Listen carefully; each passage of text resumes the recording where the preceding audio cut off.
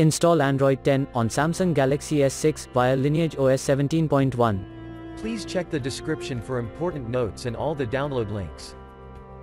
First download ROM and GApps packages, then transfer the downloaded files to the phone storage, link is in the description below. Step 2. Boot your device into TWRP recovery. Once in TWRP, click on Wipe, Advanced Wipe, and select the check boxes, as shown in the image, excluding internal storage. Step 4. Swipe the button to wipe the device. Step 5. Go back to the recovery main screen, and tap on the Install button. Step 6. Navigate to the storage, and select the ROM zip file. Step 7. Finally, swipe the button on the screen, to install ROM file. Step 8.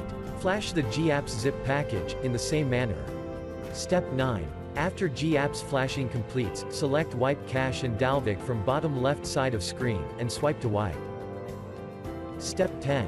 When the flashing process is complete, hit Reboot System. That's it, you have successfully installed the ROM on your device.